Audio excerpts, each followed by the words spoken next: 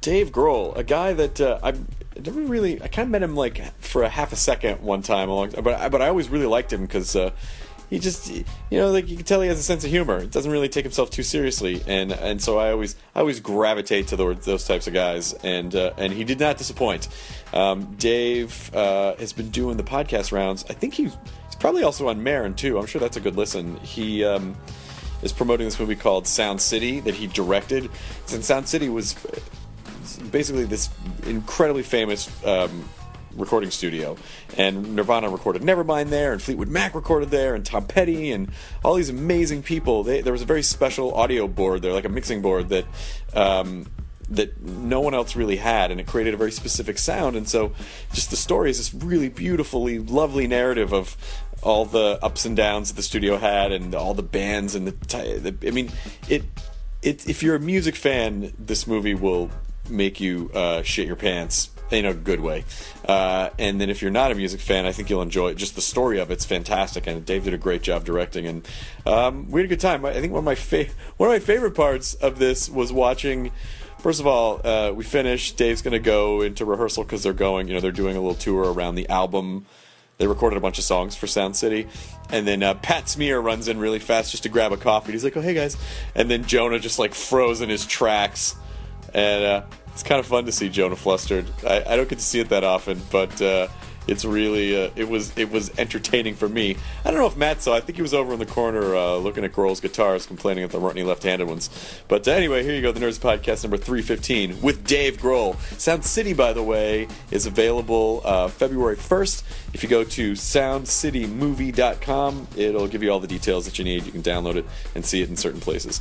Official Sundance selection. Nice job. Okay, here's the podcast. Then it was like, okay, well now it has to be good to pay for everything. I think warehouse is the step up from basement. You go basement to warehouse.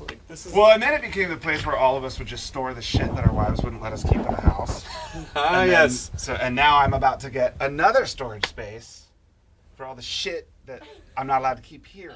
And then, but is it stuff that you feel like you will ever touch again, or you just need to know that you have it? I'm like a pack ratty dude. Like, I don't want to get rid of my t-shirts from when I was 12. Celebrity hoarders, come on. Oh, let's do it. Right. Where should I sit? You can sit here. We'll figure it out. You can sit. We'll put those guys over there.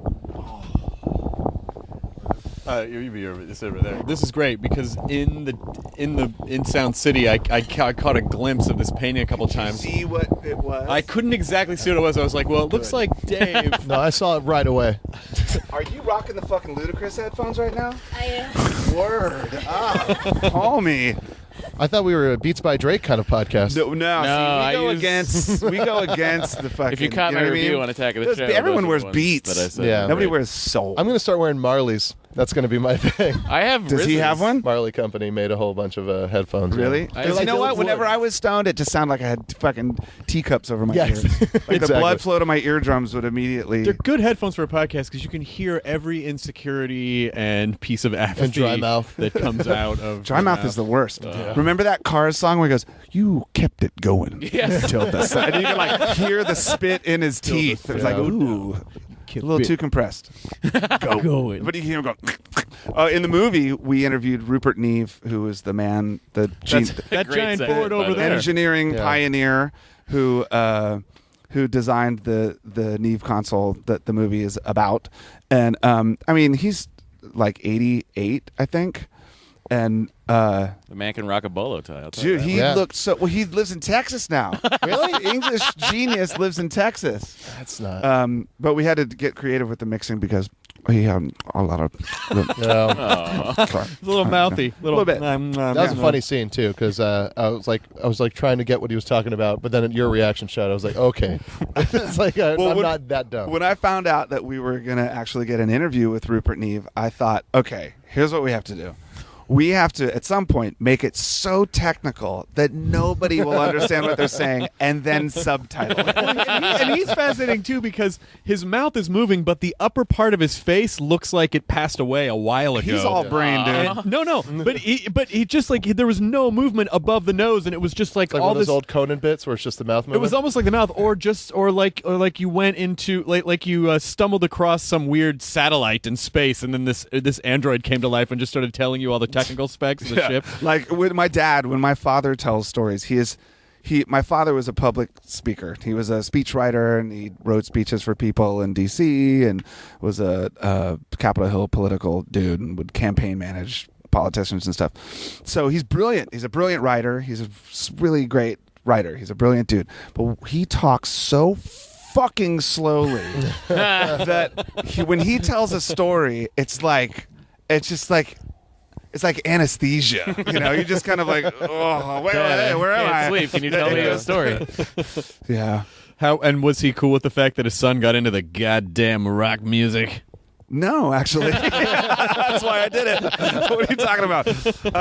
No, my dad was is a classically trained flautist. So when he was young, he was sort of like a child prodigy, brilliant musician, his perfect pitch, and studied to be in an orchestra his entire life. And I think he wanted to be a professional musician, but the type of music he played, it made it really difficult, and you had to be like the best in the world to be, to put food on the table from playing the flute. So there's only so many productions of Peter and the Wolf. There's only so many. So when Nirvana broke big, was he like, son? He was like, Jethro Tull had a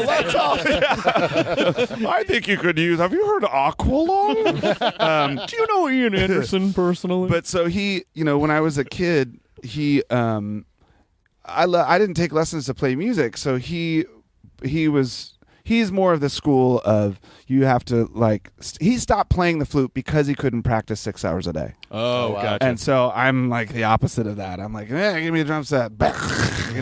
So but then once things really started happening, I think he was really proud that that I could accomplish something other than drywalling. What you have to do is take two flutes and play drums with flutes, and then just never break eye contact with him. Oh no! What do you think of these drums now?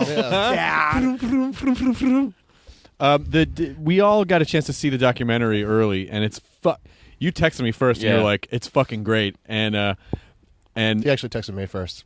I actually. Awkward. Shit. No, they're better friends. Oh, good. It's okay. Well, you're always busy. I'm emotionally unavailable. But Anywho, no, we're gonna work this out right now. Good. But I watched it last night, and it is fucking phenomenal. Like you could have just done the documentary on Fleetwood Mac. oh, I know. And that was but great. to have the Or Tom Petty. or Tom Petty or Rick Springfield Or Rick Springfield's dog. Yeah. or you or McCartney. Like it really was. It was really well done, and you directed the shit out of it. Like it was so. Yeah, it but just it's- looked good. Okay, so I got really lucky because I have no fucking idea what I'm doing at all, right? But the people that I had come along with me for the project, it started with my one friend Jim Rhoda, who I've known for 10 years or more. He's a musician. He plays in a band called Fireball Ministry, but he also is an editor, and he works in film. He's worked on films like Narnia and things like that, and he's in that world. I'm so not in that world. This is like right here at our studio. This is my entire world. My house is 5 miles away. I drive my van here. We play with friends, and that's basically it. So when I heard that Sound City was closing, I mean, basically, Nirvana went there 20 years ago in 1991 to record the album Nevermind. We got a record deal, and they said, why don't you come down here to record, I think so that they could keep their eye on us and not just send us a bunch of money and get the White Album in return or whatever. So we kind of thought, so we came down here, and we're like, wow, we're going to this fancy Hollywood studio. And we got to Sound City, and it's a fucking shithole. But it had this console, which is a handmade custom recording console built in 1973 that a lot of people consider to be the best one in the world because it had never moved, it had never been really modified, and it's just a great board.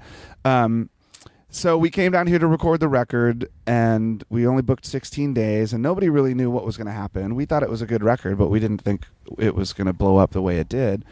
And once it did blow up, Sound City's business kind of blew up again. They were really kind of doing well in the 70s and the early 80s, but then digital technology came around in the early mid 80s and changed the way people make records. So when Nirvana became popular, this business was booming again, and I was always friends with those people.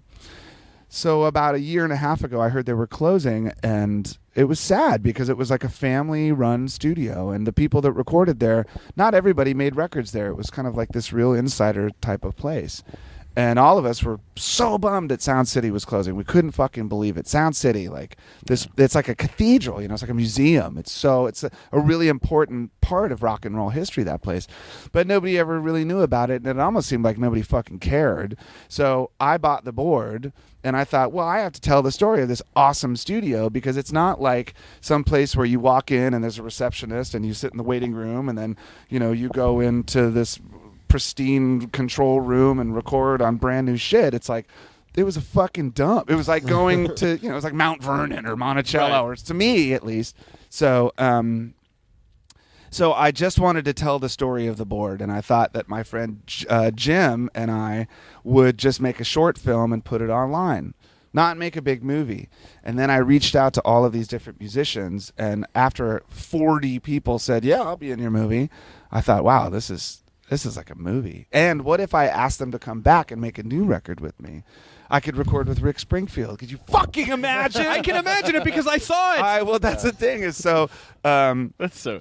When Rick Springfield starts playing the guitar, you're like, "That's a fucking Springfield lick." It's so rad. And I swear to God, that's the thing is that the movie's not so much about technology; it's mostly about the human element. I mean, you could make it sound like a human being recorded in Pro Tools. You just have to hit record. Right. It's just respecting and appreciating that human element, which is imperfect. I don't think that people should strive to be perfect musicians. My favorite drummers are fucking insane. Keith Moon and Bonham and Copeland.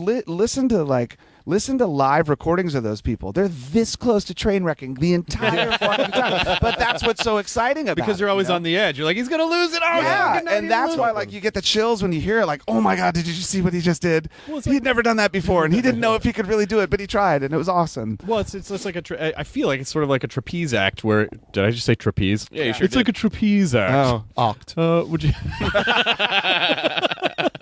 But whereas it's like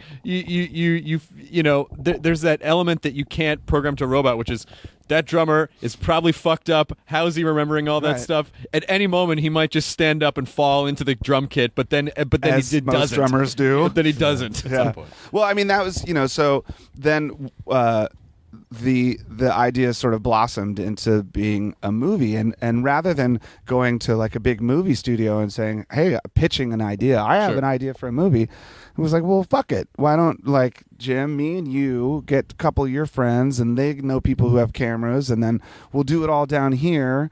And I'll call people, and I sent out 150 fucking emails and just started doing it. And paying for it, but doing it, and it was great because honestly, the total amount of people involved in our crew was maybe 12 people, and we never had anyone telling us what to do. I was the fucking boss, that's terrifying. You like doing that? I love doing that when it's something like this, because it's like, hey, Kenny, make sure you get a shot of Trent Reznor as he's doing that thing with the computer, or fucking dude, make sure that I want a shot that's Paul from Paul next to Pat and Chris. Make sure you get that So it was awesome. I have no idea what I'm doing. It was fucking great. But the movie really had it had a really nice arc to it. It made sense, you go through the history of Sound City and then the board, and then you sort of follow the board a little bit through a few bands, Yeah. and then you get them to talk about it, and then it's present day and future. It was really nice. I did wonder how I'm so curious. You don't have to tell me this. How much did you pay for the board?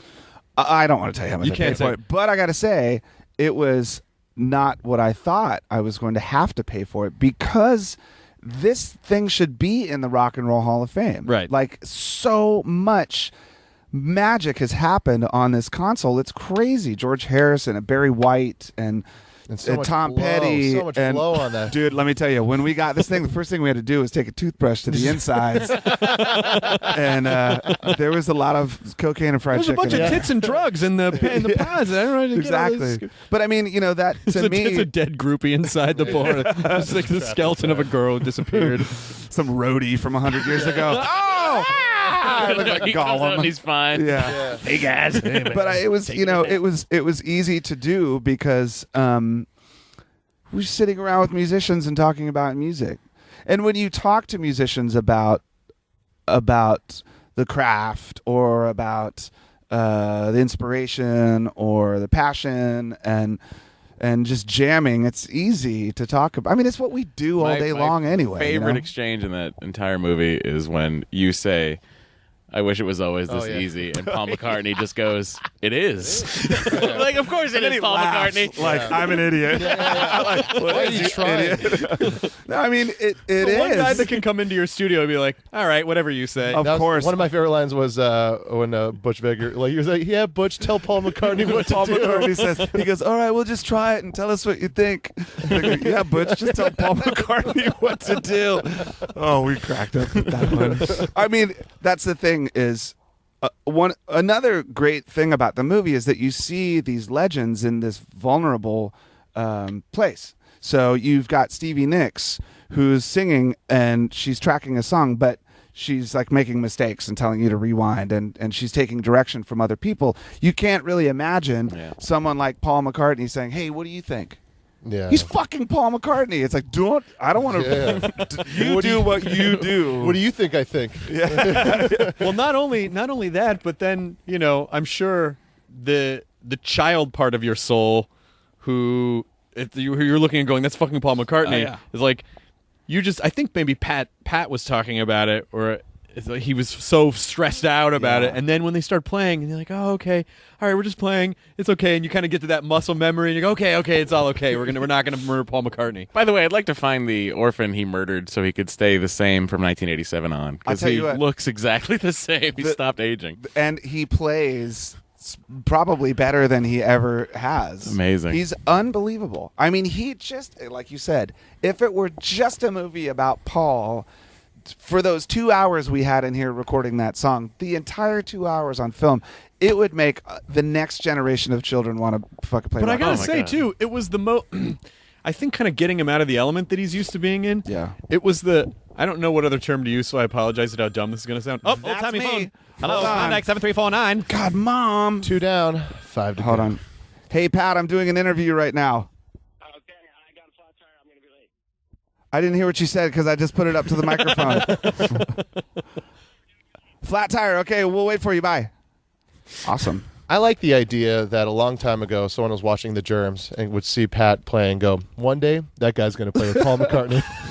I remember after we did the Paul McCartney thing at that Hurricane Sandy benefit, it was on YouTube, and we're like, wow, let's go look and see what people say. No, don't do that. Don't do it. We did it. And one of the best things was someone wrote, the fact that a germ is playing with a beetle is blowing my fucking mind right now. And the fact that this is on Darby's. But I mean, one of the great things about someone like Paul is that, his generation of musicians knows what it's like to play in a garage and knows what it's like to play with people in a backyard or in a crappy little club. And I think it's really important for kids to understand that it's okay to get in your garage and sound like shit. Like one of the things I'm afraid will happen is that someone like my daughter, who loves the Beatles and loves singing and has a beautiful voice,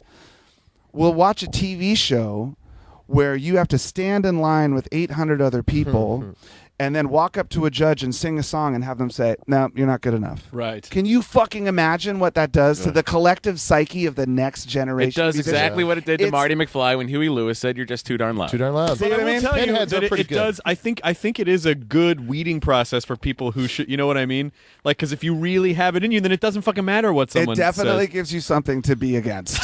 But I mean, but that's the thing is that when you look at Paul, the reason why Paul is fearless in playing a sig fiddle, which is a guitar made out of a cigar that's amazing. box, and standing next to the bass. He's got the Hofner bass right next to him. And he's got his 1960 Les Paul, which there's only 4 of those that are sunburst right left-handed. next to him. And he doesn't touch it. And he picks up a fucking cigar He's like, box "Fuck it, I'm going to guitar. jam the cigar box thing. Oh, that's what I was going to say. Paul McCartney sounded the rockinest that I've heard him sound, and like even That's just the guy who made Helter Skelter. He can fucking But rock. it's been a long time. Like I feel like the last several things that he's put out have been a little. Have you listened to the Fireman records? No. I have. Okay, Those are you gotta good. hear 'em. Yeah. Okay. Those are rocking, and Yep. they're great. All right. I mean, that's the thing is, like I said, I think because, first of all, because he's great and he aspired to be great when he was young. He wanted to learn to be a great musician. He became a great bass player. He's a great guitar player. He's a great pianist. He's a great singer. He worked at that.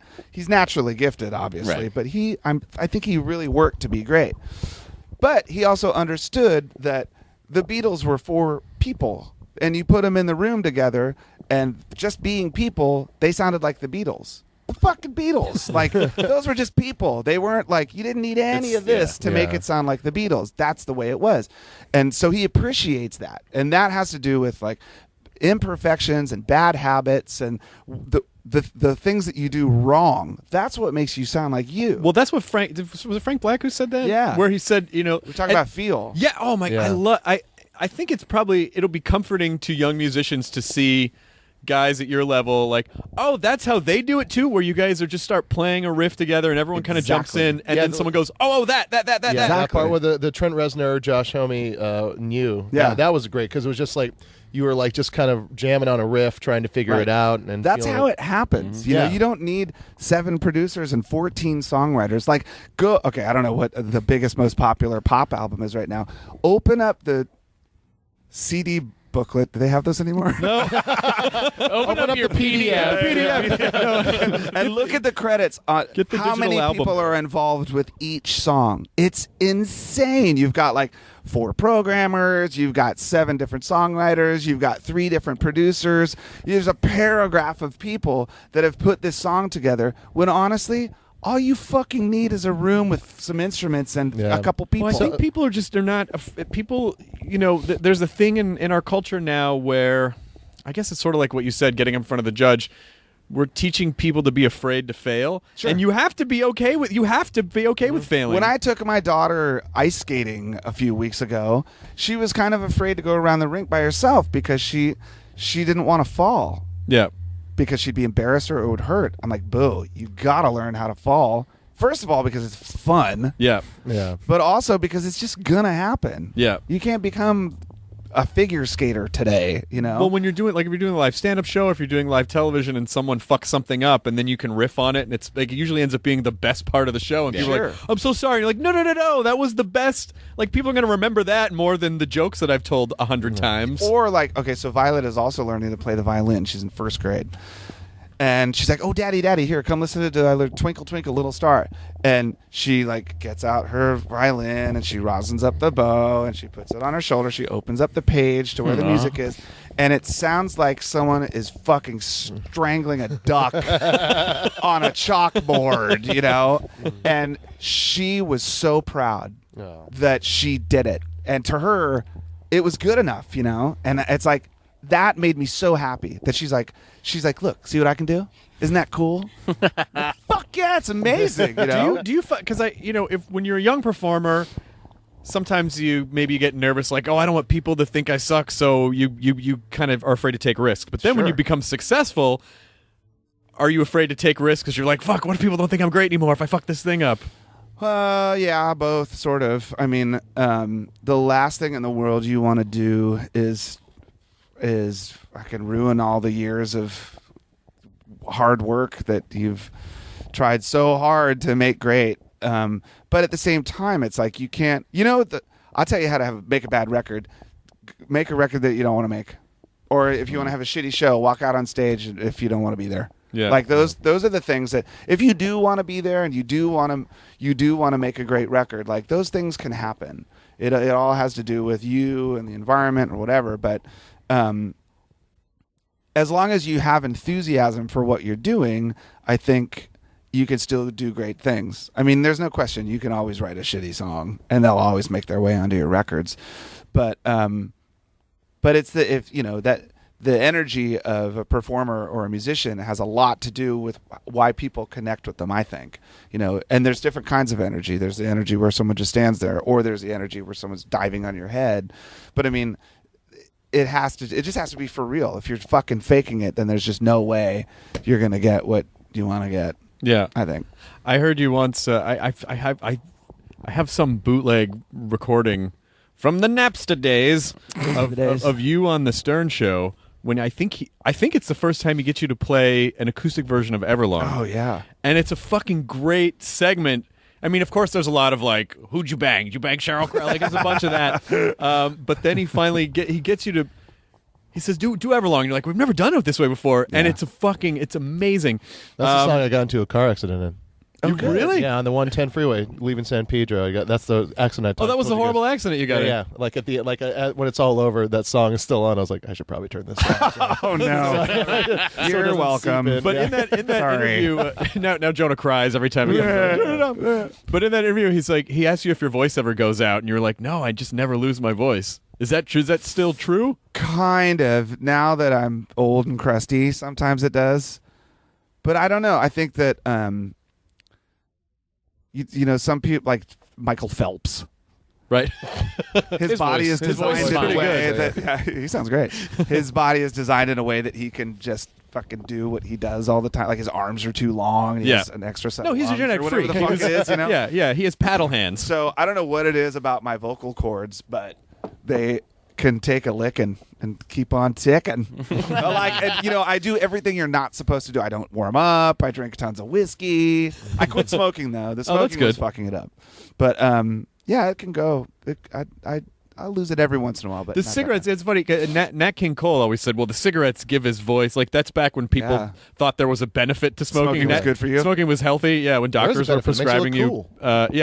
They were giving you prescription cigarettes. Like, it literally, he said that it gave his voice a certain timbre. Yeah, but then you listen, it's so crazy to listen to like 60s Joni Mitchell and then like 90s Joni Mitchell where it goes from like la la la la la to I'm singing a song. Like it really does fucking. It's one of the best Joni Mitchell impressions I've ever heard. That's pretty good. I think if I hadn't said her name, people would be like, well, that's Joni Mitchell. Yeah, I had quit smoking once and we were making a record and I just didn't think I sounded like myself and I couldn't control my voice and I kind of convinced myself like, I have to start smoking. I mean, I'm making a record. I got to sound like me. Your brain was looking for one reason. Yeah. Did it work? Yes.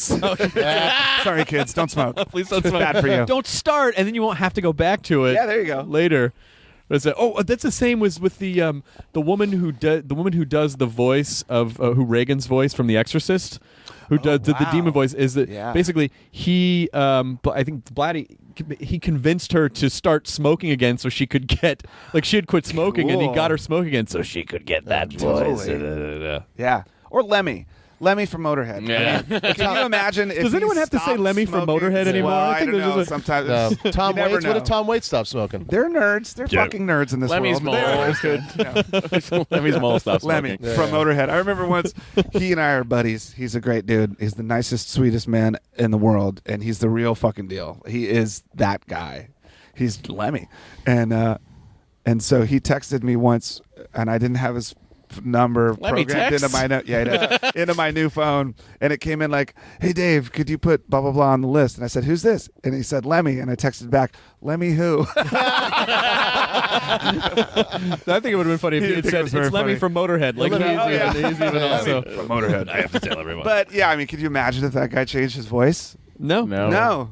Please don't. I mean, listen, look, I'm not saying kids should go smoke cigarettes and do drugs. Right. A lot of the Beatles stuff, there probably was some drugs involved in perhaps. in some of the music that we never know. enjoyed. I'm not saying that you should do that. Hey, George Martin was always clean. But isn't it great that we have it? We have it. I got to be honest though. I stopped doing drugs when I was about 20. Yeah. And I didn't really have like a fantastic drug career. I wasn't into coke and I wasn't into heroin or any of that speed or any of that shit. I smoked weed and I, took some hallucinogenics and stuff like that. But by the time I was 20, I was just like, ugh, I can't, my brain, I'm just losing it. It's just too much. I don't want to be insane. And I have to be honest, I don't think that I would have accomplished fucking a quarter of the things that I've accomplished had I continued doing it. Yeah. No question. Well, like at a certain if I point- was still waking up, like if I woke up today and did 6 bong hits like I used to when I was 18, we wouldn't be doing this fucking interview right now. No, this You know what I mean? this board would be in the garbage can. No. That somewhere. board would be in a bowl We'd be in my hand. We'd be doing it at a In my scream show car. downtown. Yeah. Well, that's the thing is that you, in the you know, parking lot of a fucking Carl's Jr. the fucked up part about it is because in your brain you're always you're always the same age in your brain. Yes. You're always the same. You're always you in Timeless, your brain. a classic. And so, you do all this horrible shit to yourself when you're young, and then it's fun. We're in our 20s. Then you get in your 30s. It's like, okay. And then people in their 40s, you're like, fuck. And then after that, it's just lost cause. Yeah, Like, that guy's gone. You know, when hangovers start to include guilt, like, that's such a drag, like a shame over, where you're just like, you wake up and you feel like crap, which was expected, but then you feel like real shit because you're too old to be such a fucking if you have louse. to plan your hangovers, like, well, if I do it on Friday, then by Tuesday I should be up and running again. Yeah. You should really stop. Yeah, you gotta Like stop. at that point, it's I was not. at a party it's not once, good. and this guy, I know he's like about 40 years old, and he just like got too drunk all of a sudden. He's just like, oh, and he threw up. He's like, oh fuck, I'm fucking 40. It's a lonely feeling. Dude, my 40th birthday, I had at Medieval Times. Yes! With like 200 of my friends. Virginia We had a whole section, is the Blue show. Night one and the whole deal, our dude. And so, but at closing time, I was in the men's bathroom, drunk as fuck, smoking a joint at Medieval Times at 40 years old. And I kind of had a little bit of an epiphany. No. Maybe the next morning. There could be a little pride at that I'm going to moment, though. clear your conscience right now. If you were hammered in the bathroom of Medieval Times smoking a joint and it was just a Tuesday, that's when you worry. It's okay Yeah, I guess for your yeah, birthday. it's the birthday. Yeah. I think my sword and shield is right over there. Oh, did you bring it? Yeah, see him? Oh, nice. Oh, you did. I did. That's where I got Blue my sword and Knight! shield. Yeah, Red Knight's that's going nice. down, dude. Yeah, down. What is I've always I said before, like, we briefly met on Chelsea's show, like we were sort of passing in the hallways. Yeah. But I always sense from you, like, oh, Dave Grohl, like, he's a comedy guy, like he's a comedy nerd, because just all the video, I don't know, there's just something about the tone of everything you do that sort of feels like you're coming from a little bit of a comedy nerd place. Huh. Do you not feel that? Do you not? Well, I mean, yeah, they say all the comedians want to be rock stars and all the rock stars want to be comedians. Yes, absolutely. It's absolutely true. Some of the funniest people I've ever met. Have you ever hung out with Steven Tyler for 5 fucking minutes? No. Dude, that is some Borscht Belt fucking Catskill shit. He is the funniest, Steven Tyler's pun funniest book. dude you've ever met in your entire fucking life. Josh Homme. Have you ever hung out with Josh? But he's a comedy nerd too. He's a comedy nerd Yeah. too. I mean, I don't go to clubs and see comedians, but when you meet someone really funny, and most musicians are, because I mean, how ridiculous is that world to live in? You know, just a bunch of fucking musicians getting drunk and playing shows all the time. It's great. It's hilarious.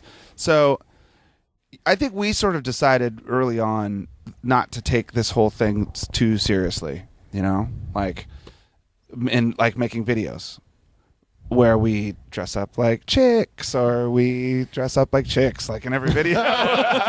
Or right now. But the reason why I always loved doing that is because I was a huge fan of Kids in the Hall. Yes. And so here you have a cast of 5 or 6 dudes. There's no women, so if there was a sketch where there was a woman involved, one of them would dress up like women, but play it so straight that it was immediately fucking hilariously funny.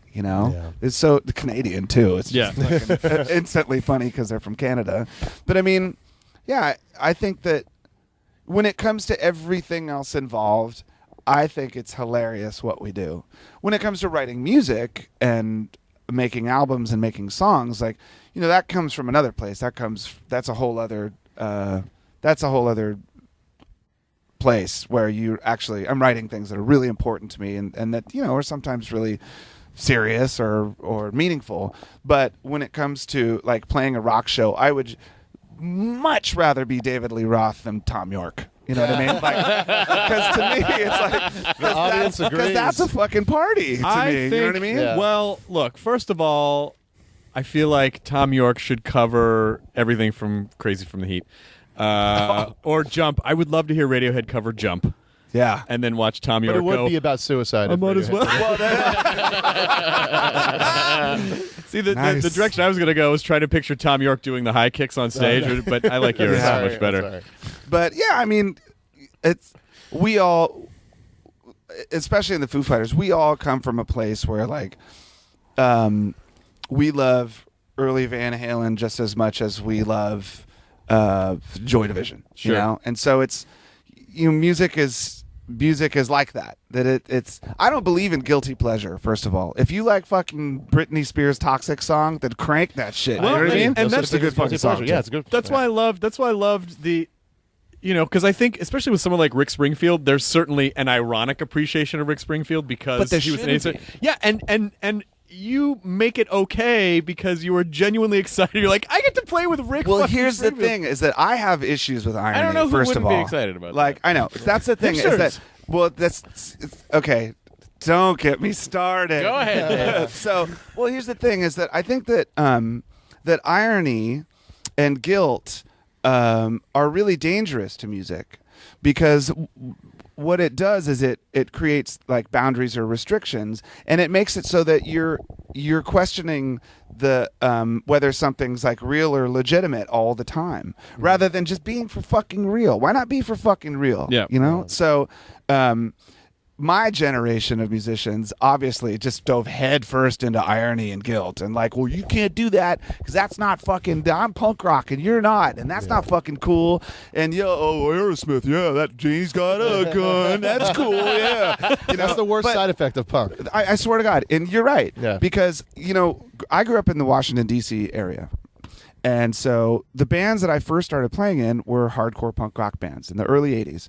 And so I got to see all of these legendary hardcore American punk rock bands in DC. Spent a lot of time at the 930 Club. Absolutely. Yeah. And so that was like, that whole scene was all about like integrity and being for real.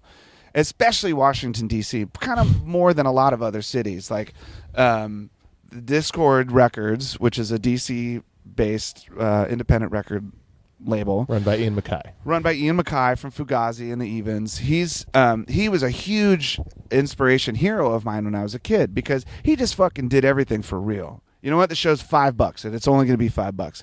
Your fucking album is $3.50 postpaid. If you have to pay any more than that, you're getting fucking ripped off. Yep. And No he just shirts. fucking walked it like he talked it, just like Neil Young or just like fucking Lemmy or all of these really inspirational dudes to me because you meet them and you're like, oh yeah, they're totally for fucking real. So when I would go see bands where I wasn't sure if it was real or not, I would get kind of confused. Like, and I think it's a horrible side effect of the punk rock thing that people all of a sudden thought, well, I'm not supposed to like this. What the fuck is that supposed to mean? Yep. Like, you're not supposed to like. I remember playing Primus at a fucking like punk rock party in Olympia, and I almost got lynched. It was like because it's not fucking cool, and it was like, well, Calvin wait a Johnson, you minute. gotta go. Well, kind of. People would make fun of you for the music that you listen to, and that's what all those fucking punk rockers hated. Yeah. They all got made fun of because when I was a kid listening to fucking whatever, Dead Kennedys or Black Flag or any of that shit, I grew up in suburban Virginia. I would have gotten my ass kicked every fucking day for that music.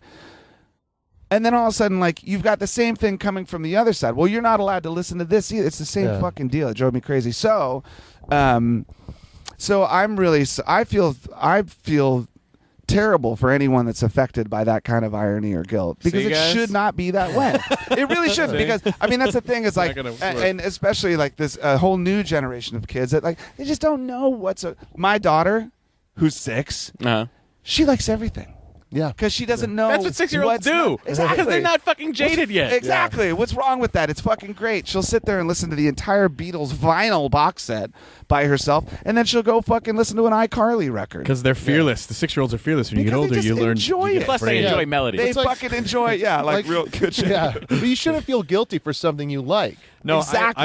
I did a press event over the weekend, and so someone drove me to the event. Thanks, Mom. Thanks, Mom. But I was in the back of the car, and this is before I saw the documentary. But I have Rick Springfield on my iPhone, and Affair of the Heart came on, which I fucking love, Dude, you got and to. I cranked it, and it was like vibrating in my headphones, and there was a minute where I got a little self-conscious because I looked up and the driver, like our eyes just met for a second, like he could hear it bleeding through, and I felt... He liked it too, dude. Yeah. He liked it too. He didn't want to admit it, but If he you had liked it taken too. your headphones out, you'd realize he was playing it in the car. Oh, that's Yeah. good.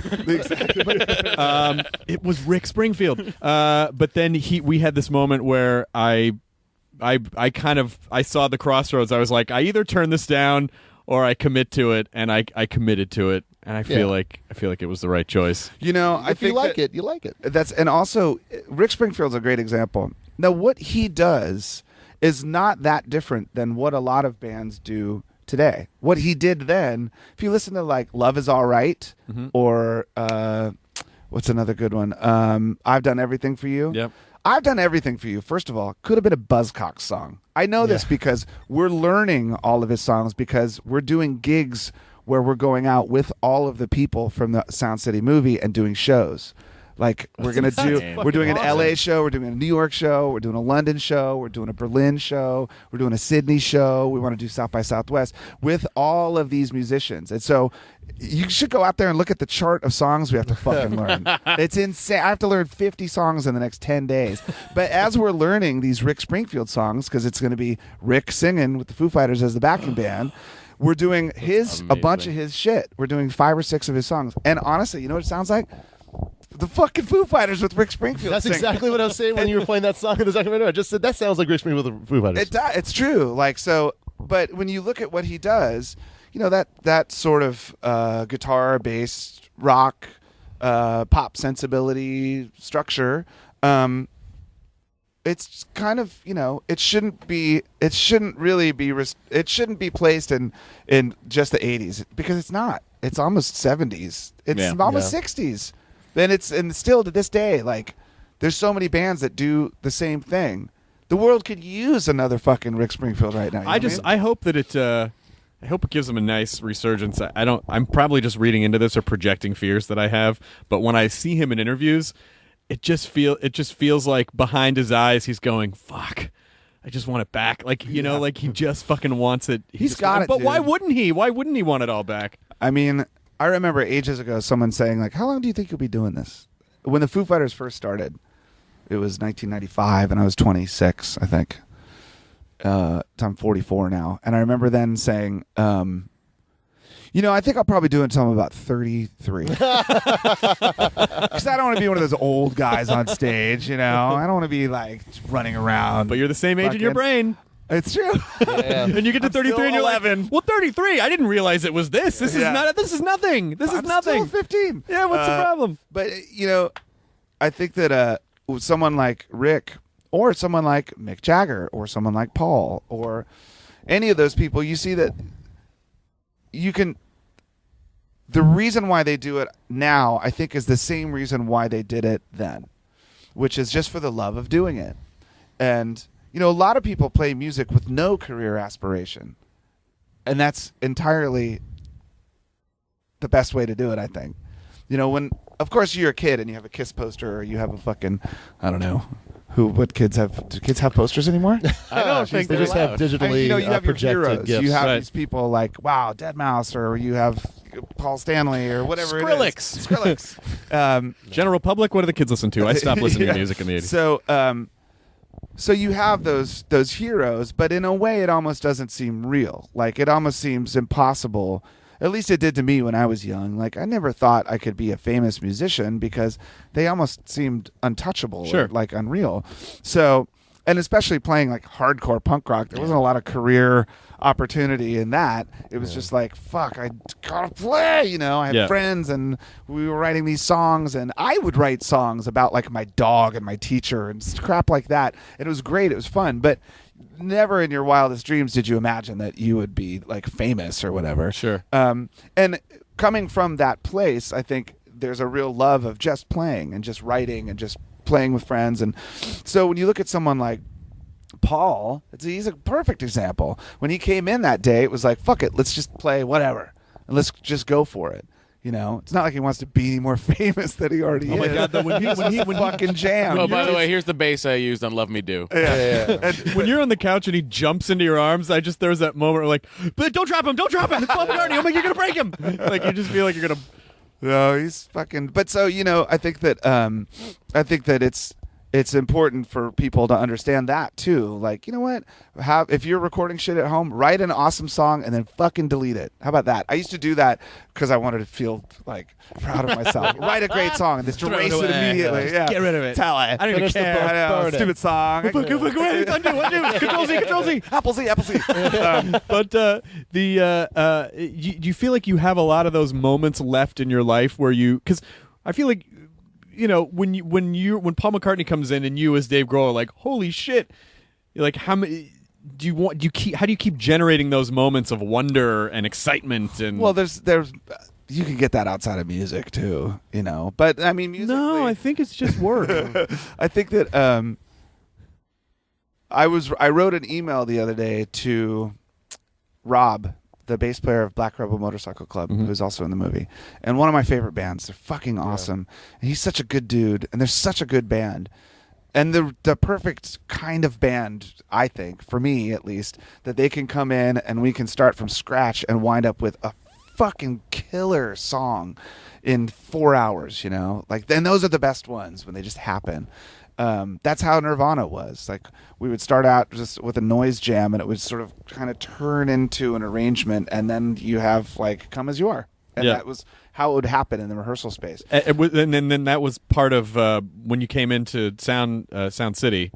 How prepared were you guys? We were so prepared, dude. It was. I mean, we honestly we rehearsed in a barn, and we rehearsed 6 days a week for 4 hours a day because we had nothing else to do. Well, did you know the barn would be cleaner than Sound City?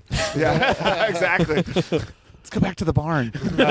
But what I was going to say was that I was talking to Rob about this, and he said like how honored he was and how excited he was and flattered that they're in the movie and that their song is on the soundtrack and I told him, I said, you know, I'm actually the one that should be really honored because it doesn't matter at what level of fame you're at. When you meet another musician, it doesn't matter what level of fame they're at. It's about how much their music has like affected you and how much it's touched you that makes you feel nervous or makes you get excited or gives you that roller coaster feeling when you meet Paul McCartney. Right. It's because his music has been such a huge part of my life that I get freaked out around him. Not as much anymore. I mean, it never wears off, but he's a good dude. He doesn't make you feel uncomfortable or nervous. You make yourself feel that way. He's just a good dude, you know. But you know, if I were to meet someone like, I don't know who's a good example, some, you know, like an enormously famous South American pop star, who I'd never heard before in my life, I'd just be like, hey, what's up, man? How are you? Because what do I fucking care?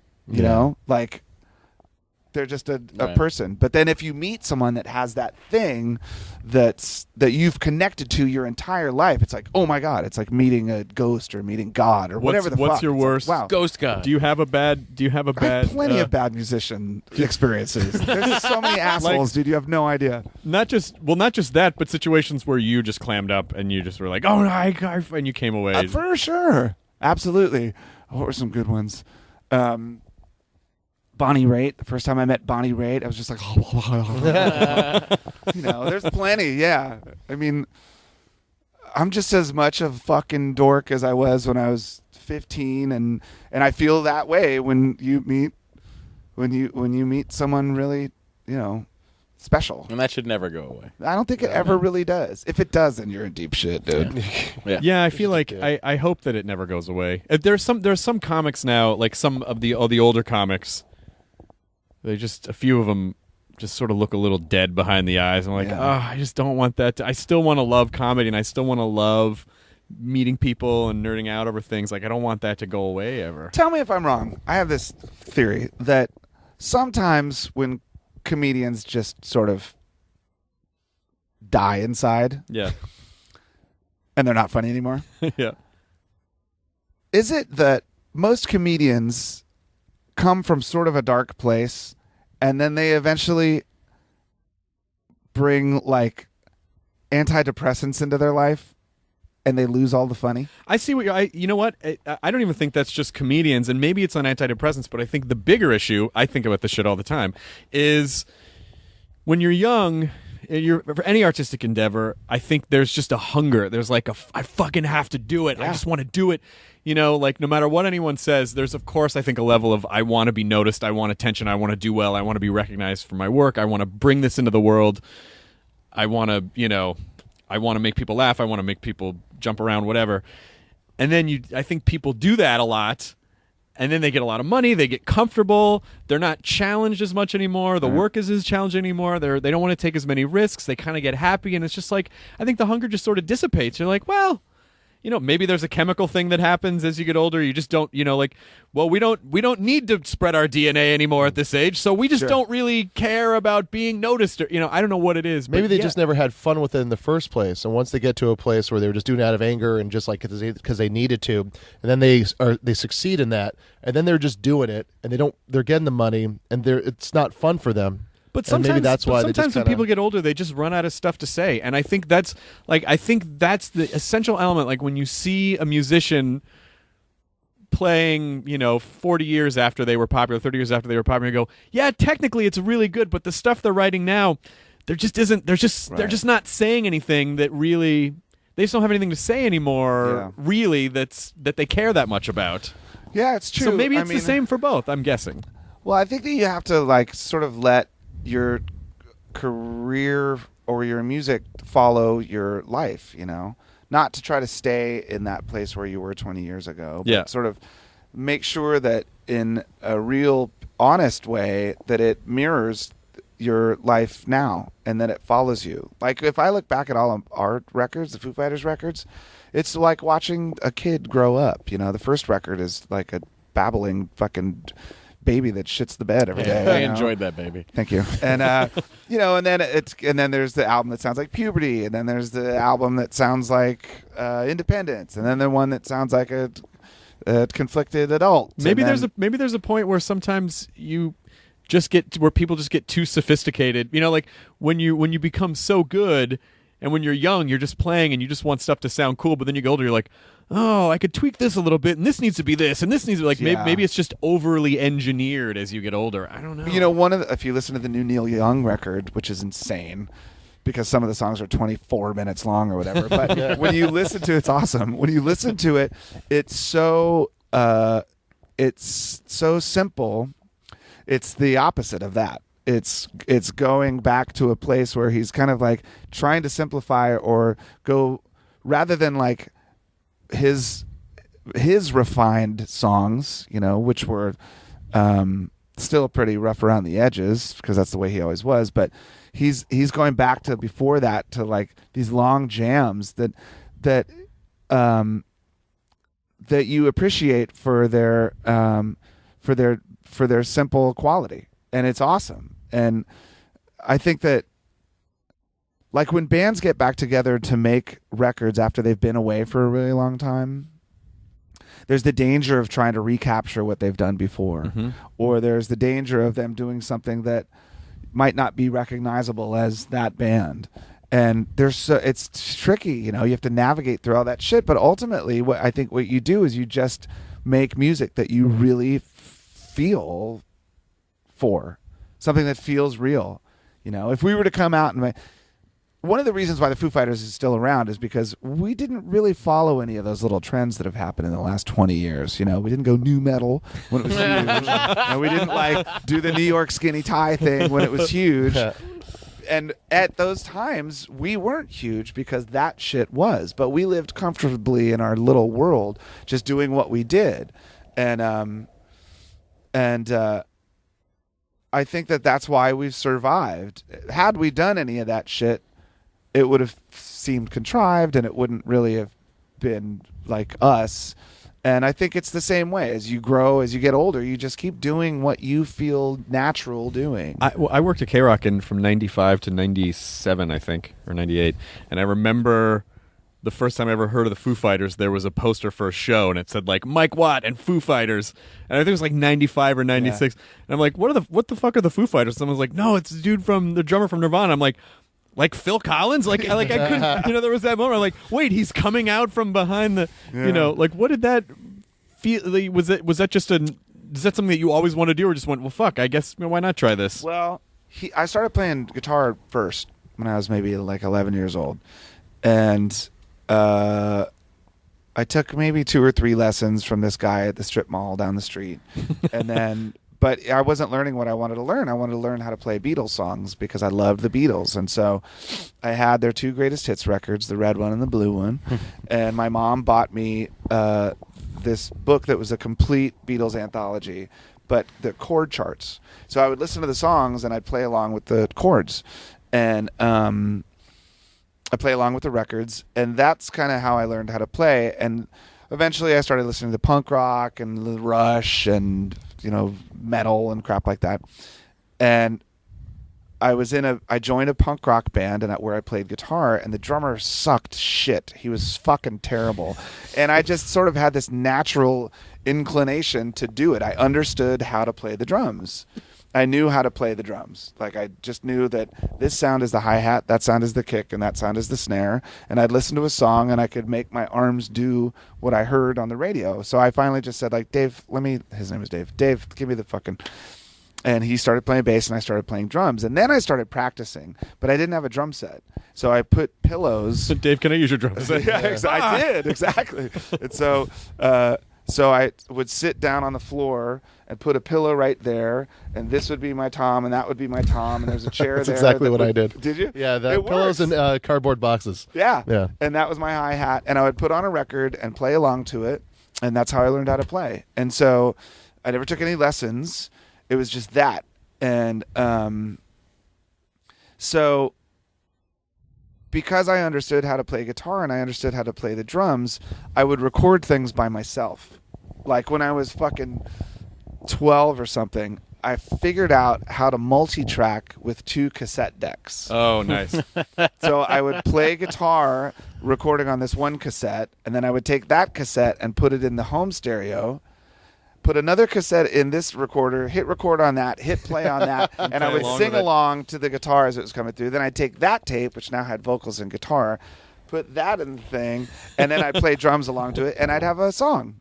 And I would write songs about my dog and about my fucking teachers or whatever. And so then once I got a little older and I had friends who had like a 4-track studio or an 8-track studio, they'd ask me, hey, will you come play drums on my stuff? And I'd do it for weed. But I would also do it for tape, where I'd say, yeah, I'll do it if you can give me like 3 minutes of tape. And I would record an instrumental just by myself. So I'd put the drums down first, and then I'd put the bass and guitar over it, and I'd take it home, and I'd play it for my best friend and say, listen to this new band. And he'd be like, wow, that's cool. Who's that? And I'd say, that's me, dude. I'm playing everything. He's like, how'd you do that? I'm like, well, you do the drums. Yeah, comedians can't do that as well. Listen to this amazing new comedy. That sounds like you. And then You got me. Stare into the eyes. Damn it. So, but that was so for years I did that by myself just for fun, just to, as I was in Nirvana, I had a studio in my basement, and I recorded all of those songs by myself, the Foo Fighters songs, and would play them for maybe like my sister or my friend Jimmy, but not everyone. Maybe Kurt, I played him a couple songs. But then after Nirvana was over, fucking what else was I going to do? Yeah. It was like, you know what? I'm going to go down the street to the studio, a 24-track, and book 6 days, which to me was like an eternity in the studio. So I booked the 6 days and I recorded that stuff by myself, and I made copies for all of my friends, and this record company dude got it and was like, hey, I want to put it out. I'm like, okay. It wasn't a band or anything. It was just, I called it Foo Fighters so people would think it was a group of people because it was plural. And so I thought, like, yeah, if you were not to tell anyone that this was the dude from Nirvana, would people still like the music? Yeah.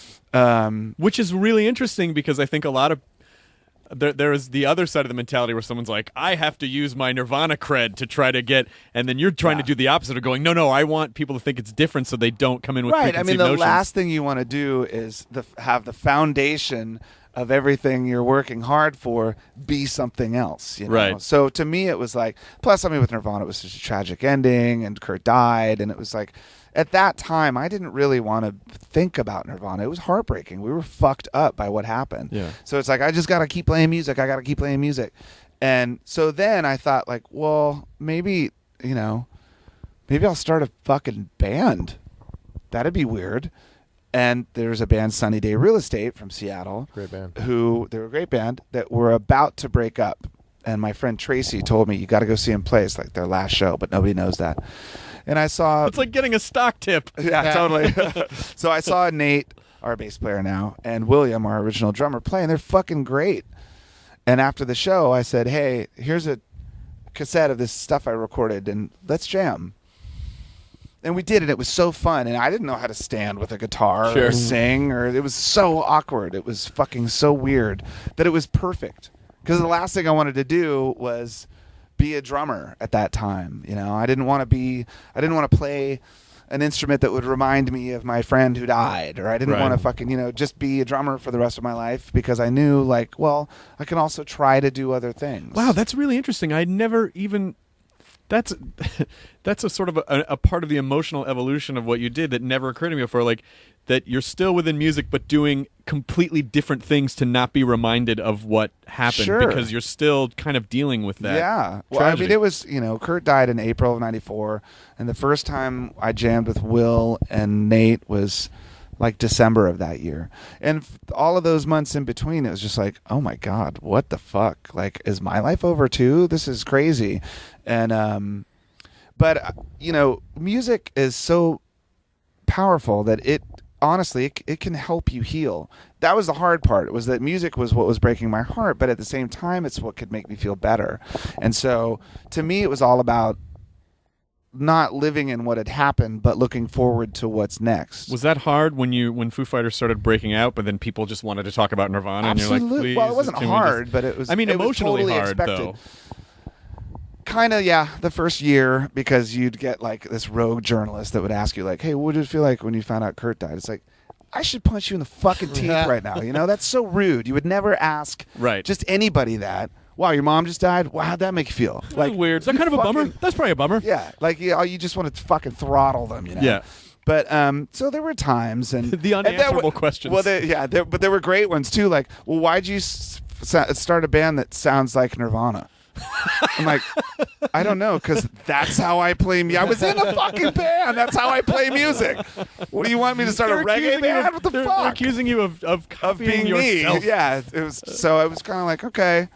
But then after a while, I think that's where this whole little bubble began. Like, you know what? Let's just do our own fucking thing. Yeah. And fuck everybody else. That's usually where the best stuff comes from, where it's just where you just kind of do it for you. But I remember seeing interviews or reading stuff like, first of all, that era of Nirvana, like that Nirvana era of music, was kind of I feel like the last great era of like of the music business before it started to slide a little bit with all the digital stuff, kind of to parallel what where the documentary goes with digital everything and people doing stuff at home and Pro Tools and whatnot.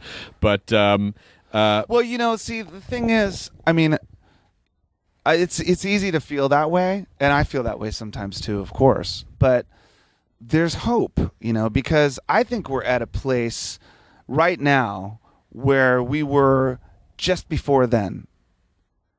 Remember Star Search? Of course. Remember all those shitty fucking balladeers that were making that faceless bullshit? 2 3/4 stars. Sam Harris. Right. So we're in the same place, man. Music was so like overproduced and so glamorized. I just meant the music business, but I agree with what the you're business saying. too. Well, this is another parallel. Is that, you know, when we were in those punk rock bands and we were playing the music that wasn't commercial or whatever back then, we were sort of restricted to these independent channels, right? So we made music the way we like to make music because who the fuck was... We couldn't get the world to hear it because there was no big label that was going to sign us and put it around the world. So we were left to our own devices and making real cool fucking music. Well, nowadays, it's kind of almost the same. Who wants to sign to a fucking major label? Yeah. Who needs it? You don't. You have all of those obstacles that we had back then. You can race past those now. One YouTube video. I swear to fucking God. Look at Justin Bieber. Right. You know, I mean, it's like one ring to rule them all. But you know, I hope he and Selena work it out. Are you guys? Are we all on board here? Fingers crossed. Like, dude. You know what? One love. Seriously. So, you know, that's the thing, is that it can still happen. It's almost like I look at what's accepted as mainstream popular music now, and I'm not satisfied. I mean, who the fuck am I to say anyway? But if I were a 12-year-old kid, what am I going to relate to that guy that just won the fucking Star Search competition? Am I going to relate to the fucking dude that wears too much makeup on TV? But I think they relate do. to the fucking... Well, you'd hope so, because you want kids to have faith in music. But ultimately what happens is you get this dissatisfaction because it's like, oh, like my dad beats the fuck out of me and people make fun of me at school, and fuck all that shit, man. I want someone like me making music for fucking me. Yeah. And that's eventually what happens when when everyone is left to their own devices, I think, you know. And as long as you let them know that opportunity is real, that you can do it. Even if no one fucking hears it, go do it anyway. But, like, it can still happen. There's still hope. There will be fucking angry teenagers until the end of time. Yeah, you can't. They're just programmed to be angry, and you can't relate to them. And even when you're a teenager and you're like, "When I'm older, I'm totally gonna know how to talk to teenagers," and then you talk to them and their eyes glaze over, and you're like, "You are biologically programmed to hate everything I'm saying right now," Right. And there's no way in. But I mean, also, like, you know, when I get really passionate about this kind of shit, it's because, you know, I remember how great it was to feel that way back then. Well, I'm an old guy now, you know? I'm the guy that they should be fucking pissed off at. Not yet. You're not old yet. I'm just saying. So, I mean, but We're not that far apart, Nate. Yeah. You're not old yet, Dave. keep telling yourself that, man. Shut up, David. But I mean, no, you but know, when you're I think there's hope. I don't think that's the last generation of great rock and roll music. Right. No. It's fucking, there's But more. there is no Kids will more. always find it. They'll always find a scene. They'll always find a way to do it. It's Yeah. just, you know, it's just not always Like laid fucking out for rats. them. There was a Yeah. but from that period, I feel like there were a couple of the guys, you know, between Kurt and like Eddie Vedder and a few of the guys who, like, after they became popular, it was sort of like, I don't like this anymore. I don't like this anymore. What was Right. that? That was the punk rock guild. Oh, No question. Punk Rock Guild. Okay, Punk got rock guild. Yeah. You ask someone like Lemmy, his generation is entirely different. Like, what the fuck does Lemmy care about punk rock shit? He's the real deal. He just walks it like he talks it. If you told Lemmy, like, hey man, your album just sold 30 million copies, you think he'd be fucking bummed out? No. He would be the happiest man on earth. Yeah. There was something, I think there was some residual weirdness Yeah. and guilt that came from that. You have to, like, give up generation your of punk indie rock cred. musicians. Well, I wonder. Yeah, there's a difference. Like some people who come from, like, you know, a working class background and then an art class background. Sure. I think those are just, like, the working class background is like, of course you want to fucking make money. What are we doing? Right. And the arty class people are like, this is wrong, you guys. You know, Like, even why? on that last Tenacious D record, like, you know, Jack has that line where, like, he's just like in the ballad of Jack in the Rage Cage or Yeah. whatever. It's like he talks about how, like, he gave up his indie credibility. And Yeah. kind of tore him apart. I mean, you know, there's great things about, I think, both sides of that argument. And it's not like a two-sided coin. It's like a fucking one of those Dungeons weird and looking Dragons coin. dice that has 12 sides to it. But it, you know, I just think that you should feel free to be free as a musician, you know? When Nirvana signed to a major label, I don't think there was a lot of worry that we were like signing up with this big heavy corporation, you know, because we came from this punk rock scene. We were making good music and we wanted everyone to hear it. We wanted people to be able to get it rather than just be confined to this one thing. We were like, fuck it. You know, we didn't change what we do. We changed the way it was, like, delivered to the people, but it never changed the music. Yeah. And that was the most important thing to us, you know. But, you know, there's an argument there about integrity and that whole guilt with the punk rock thing. Yeah. But honestly, one of the proudest, most happiest moments in my life was going back to Washington, D.C., I don't know, a couple years ago. The 930 Club had their 30th anniversary. It was a big deal. Like, Rollins, who was from D.C., was emceeing. Ian Mackay and his band The Evens played. All of our old friends from D.C. were there. And you can imagine, like, that I would feel sort of nervous or conflicted about like hanging out with all of these people who were heroes of mine because of that integrity and that sort of punk rock ethic, that do-it-yourself thing. They would never do a lot of the things that I've done. And I came back home and they were like proud of me. Oh. I was like, how fucking cool that the people you would imagine to be the most elitist or judging of that sort of thing are the ones that are doing it for real, and they're like, hey man, good on you. And because you did a wrote great that whole job. story in your head about them. Absolutely, yeah. And so I mean that to me was like, oh god, I felt so validated. I'm like, oh phew. I mean, they might still think I'm a douche, but at least they're proud of me. As long as you can still take the credit for it. You can still take the good But points that's for the it. thing. I mean, honestly, like, it's too easy to be cynical. That's the easy way out. It's just too easy in all like areas of. I know your this life. is an impossible question to answer, and I apologize if it's out of bounds. But do you think Kurt would have gotten over that stuff? That's impossible to answer. Yeah. Who knows? I mean. Again, like I think as you get older, you get more. You're like, it's not dude, that big. It's so fucking great to be pissed when you're young. Yeah. It's the fucking best, man. You just want to fuck shit up. Fuck you. I remember taking acid and like yelling at old people, like "fuck you." What did I do? Whatever. Yeah, and I mean, as you get older, I think you just sort of start to realize, Michael Bolton's not that bad, or whatever. What did he ever do to you me? sort of loosen the reins a little bit. Well, especially now, like you have kids, and Sure. like you have that board. Like everything's nice. It's You kind think of I'm gonna nice. fucking teach my kid that it's not cool to listen to fucking whatever? Actually, that was a huge moment of being a parent. There was one day. First of all, my mother, who is a brilliant woman, never told me to not listen to any kind of music. I listened to fucking Satan worshiping, kill the fucking president music for years. And my brilliant English teacher mother never told me, you're not allowed to listen to Corpse Grinder or whatever. And so she's never put any of those restrictions on me. Thank God. There was one day when my daughter Violet was maybe like a year and a half or maybe 2. And the Amy Winehouse record was really big. It's a great record. It's such a brilliant record. It's a fucking amazing record. And the song Rehab was a huge hit. Well, my 2-year-old would sing the Rehab song, which there's nothing funnier than a 2-year-old that just knows the word rehab, because she's going to know it eventually. And so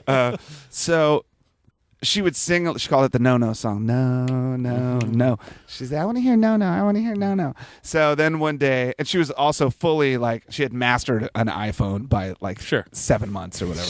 So I come home from being on the road and she's in the back seat and she's got my wife's iPhone. And all of a sudden I hear this like